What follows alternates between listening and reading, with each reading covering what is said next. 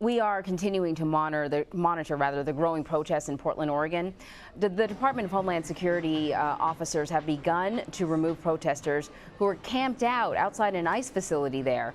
The officers have formed a line to stop the demonstrators, and they began to take the tents down. So we're going to bring in Trevor Alt. He's a reporter for our CBS affiliate KOIN, and he's at the scene now of these protests. So, Trevor, these tents have been amassing for what, like 10 days now?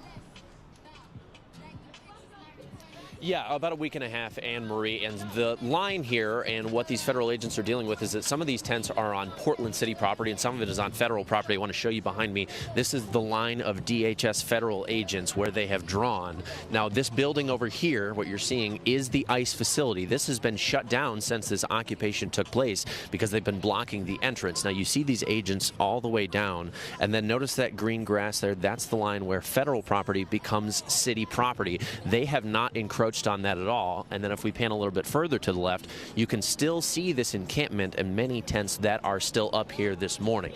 Now, I've seen a few different protesters that were put into zip ties and placed into some kind of detention. They were placed into these detention vans here.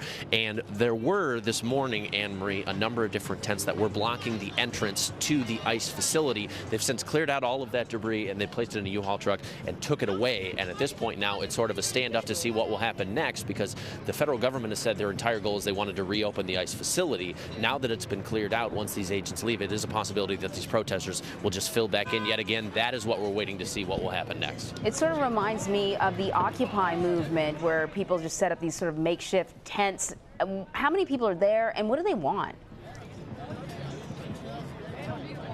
Well, there is at least 100. I've heard protesters say as many as 250 people were staying here. They said that they won't leave until that happens. Now, they were obviously relatively successful for what we're going to have in getting this ICE facility to shut down. In fact, they even had the support of many elected Portland officials. Mayor Ted Wheeler said that he would not be helping the federal government in clearing out this area. A number of city commissioners have made their way through this encampment as well to voice their support. Now, this morning, I haven't seen any of them here. Again, this is relatively similar to the Occupy movement from years ago where they were protesting Wall Street. Anne Marie, it is certainly similar to that.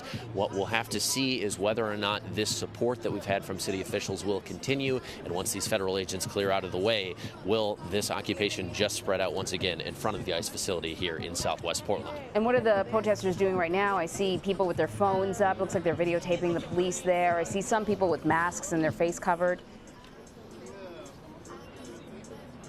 Yeah, they are, well, they're trying to kind of determine what to do right now, Anne Marie. They're experiencing this. They're going through it in different ways. I've seen some people making their way down the line kind of individually, some of them yelling at the agents, some of them calling them Nazis, some of them trying to appeal to their humanity, holding up signs of children that have been detained at the border, asking how they could do this. I've seen minority members of the protesters, African-American protesters, appealing to African-American agents here on the front lines, asking how they could participate in what they feel is the oppression of another American minority here. And a lot of these protesters, again, are dealing with it in different ways, in different levels of volatility. I have seen 3 people taken into zip ties here, and the protesters that I've talked to, Anne Marie, say that right now they don't have a definitive plan. All they know is that they're not leaving, and then at the end of the day, they'll have a meeting as they do at the end of every day, and then they will determine what to do next. For now, they're waiting it out to see whether or not the federal agents will come on to maybe city property and to see whether any elected officials will come out to support them as well. All right, Trevor Alt from KOIN. Thank you so much, Trevor.